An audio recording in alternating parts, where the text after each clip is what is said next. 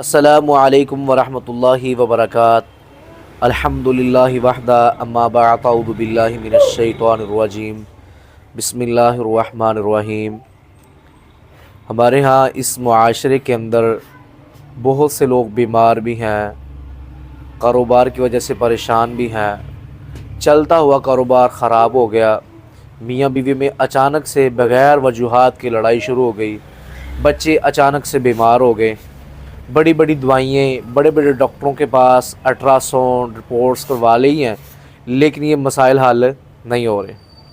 یاد رکھیں کہ یہ سارے کے سارے مسائل سب سے پہلے یہ نظر بد کی وجہ سے ہو سکتے ہیں۔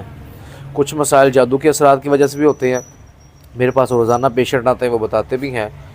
تو آج ہم نظر بد کے حوالے سے کچھ دوائیں آپ کو بتائیں گے اور اس کی علامات بھی بتائیں گے کہ اگر آپ پریشان ہو چکے ہیں میڈیسن کھا کھا کے اور علاج کروا کے، اور آپ کے پیچھے حاسدین ہے، آپ کو سکون سے رہنے نہیں دیتے، اس کے لیے بہترین دعا پڑھنی ہے۔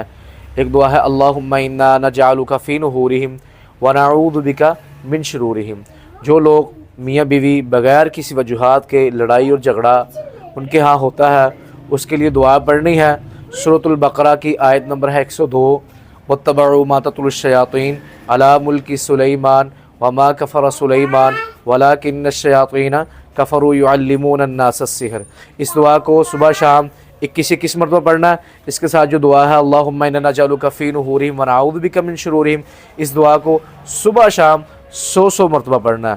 اور اللہ کے نبی صلی اللہ علیہ وسلم کی حدیث بھی ہے کہ میری امت پر سب سے زیادہ نظر بد کے مسائل ہوں گے۔ آج ہم دیکھتے ہیں کہ ہمارے ہاں معاشرے میں بہت سے لوگ پریشان بھی ہیں اور بہت سے علاج بھی کروا کے تھک جاتے ہیں، لیکن نہ تو وہ علاج کر پاتے ہیں، نہ ان پر کوئی میڈیسن کام کرتی ہیں۔ ان کی سب سے بڑی جو وجوہات ہے وہ نظر بد کے ہی مسائل ہیں اور حسد کے ہی مسائل ہیں۔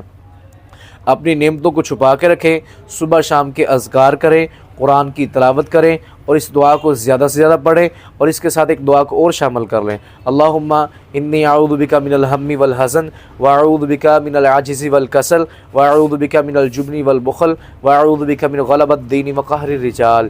اس دعا کو بھی صبح شام 100 مرتبہ پڑھ کر پانی بھی دم کر کے پانی پینا شروع کر دیں اور اللہ سے دعا کریں۔ اس دعا کے پڑھنے سے حاسدین کے مسائل بھی ختم ہو جائیں گے اور پریشانیاں بھی انشاءاللہ ختم ہوگی۔ اللہ وسیع رزق بھی عطا کرے گا، کسی کے ظلم سے کسی کے غلبے سے بھی انشاءاللہ اللہ آپ کو بچا کے رکھے گا۔ اور ان دعاؤں کا اہتمام کریں۔ اللہ تعالی ہمارا اور آپ کا حامی و ناصر ہو۔ السلام علیکم ورحمۃ اللہ وبرکاتہ۔